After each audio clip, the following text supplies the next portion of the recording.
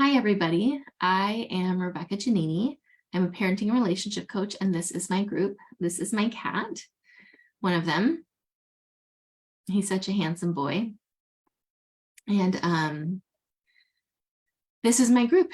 It is a fantastic place to be if you are wanting to work on your relationships and you are wanting to learn new skills to cope with your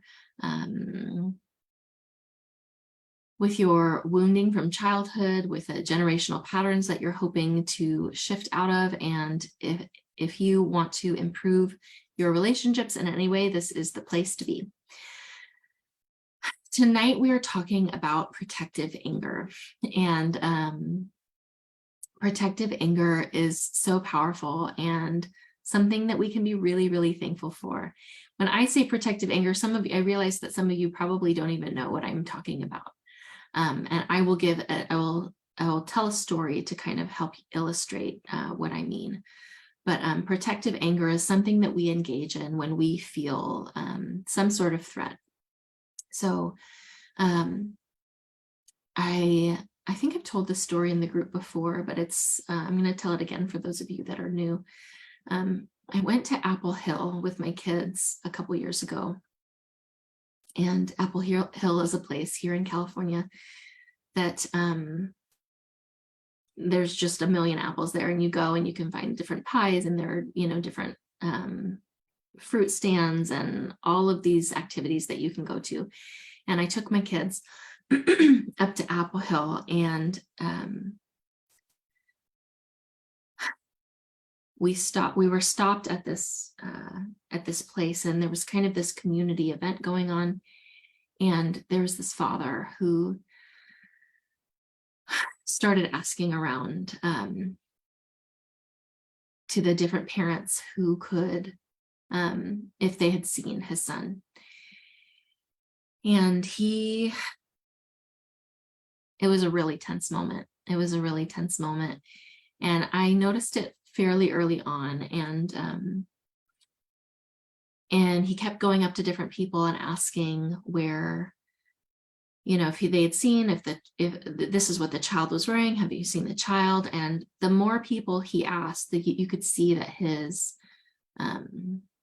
that he was getting escalated. The more time that passed, the more people he asked, the longer the child was gone, he was just getting more and more upset. And the fear became palpable, because it happened that multiple people were then looking for the child. Like, it was sort of, the community was then looking for a child. And this was like a community of strangers who were just like buying apples and doing stuff. And so the longer that he was gone, the more people that were sort of worried about if he was coming back. And, it was a really public place, and it just started to get really scary really fast. And then after a certain amount of time, the child comes wandering back up, and the child is totally oblivious, not aware of what's going on. And you could see this like collective sigh of relief. And the dad was like, oh my gosh, you could see the relief on his face. And it was just like a flash of relief. The community was like, oh my gosh, like, thank God he's here. And then immediately his protective anger kicked in. The threat had been eliminated, which is like the threat of his child being gone, or of being abducted, or whatever it is, that was gone. And the fear had sort of settled, right? So he was afraid this whole time. The fear was getting more and more intense. And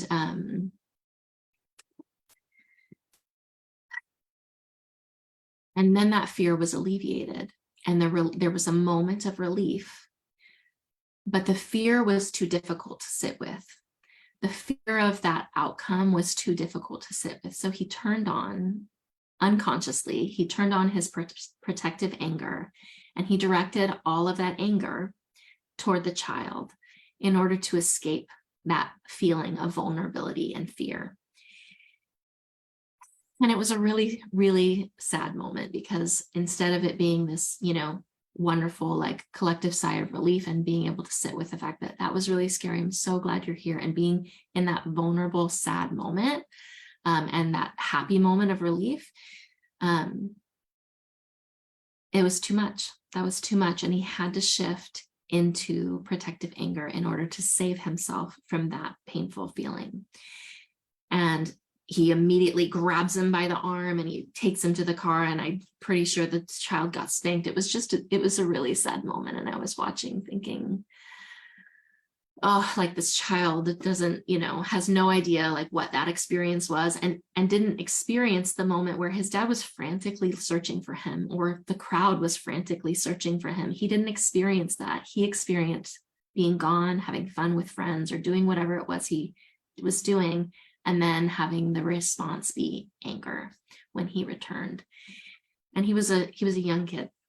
So this same sort of thing happens for us on a regular basis. We have some sort of feeling that is too much for us. And for some of us, we can respond to that with protective anger.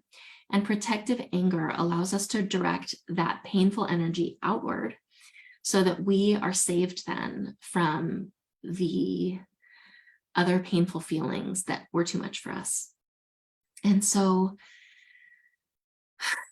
this might happen when your child spills something and that triggers you. This may happen when you walk into your kid's room and it's a mess, and you don't recognize that that's a trigger until you have this big overreaction to it. And you might think, hey, the thing that needs to stop is my child needs to stop wandering off. In that dad's mind, what needed to stop is that child needed to stop wandering off, which is, there's truth to that. But really what was happening is the dad was responding to this trigger, and that trigger was too much for him. And he had this big reaction to that moment. And the same thing happens when we're parenting, or when we're in our, whatever relationship it is that we're navigating. We have these moments that whatever feeling that we're having is too intense.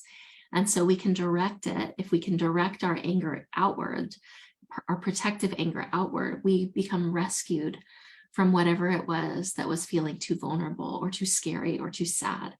And so if we shift outward, that energy is away from us instead of consuming us.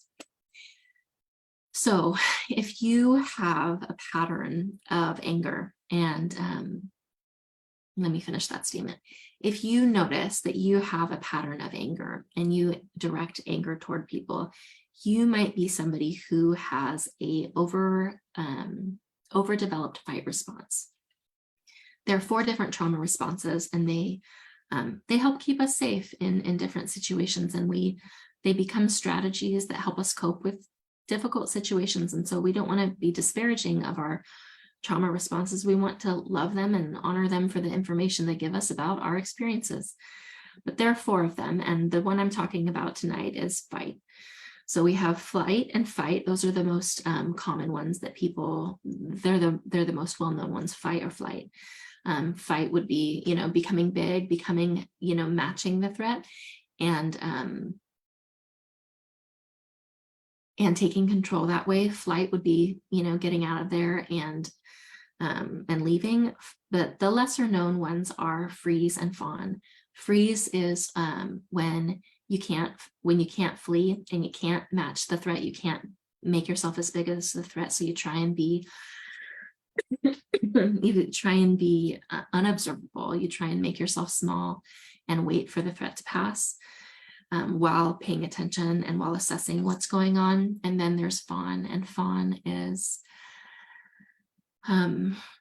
to people please and try and win over the threat. Tonight, the focus was really our protective anger, which is a fight response. So for that dad, the threat was, my child is gone. And in his mind, the person who made that threat, who caused that threat, was the child itself, who left and put himself in that position where he was in danger, right? So he directed his anger toward what he thought was the threat. in order to alleviate himself from those painful feelings. And so if you can relate to this feeling of directing your anger toward others in order to save yourself from pain, my suggestion to you would be to learn a little bit more about the 4 trauma responses and ask for the resources that go with the fight response.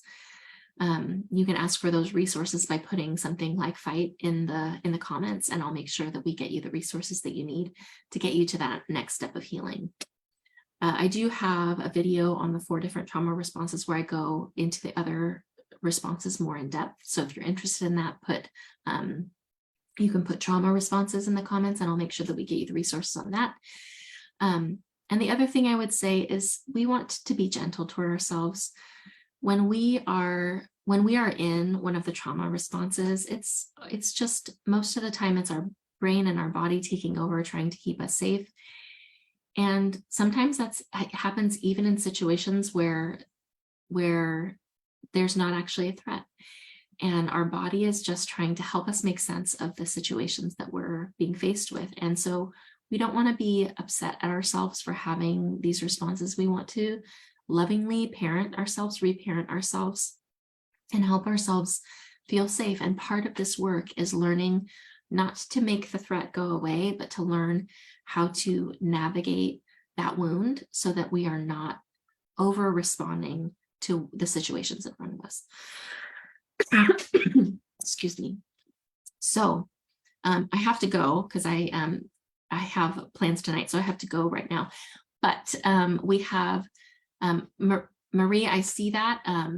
I see your comment asking for the resources, but because you're here on Zoom with me, I don't know what your last name is. So please put your last name in the comments so I can find you in the group, and I will make sure that I get you those resources in the group, because sometimes people's Facebook names are different and I don't have access to see your name here on the Zoom.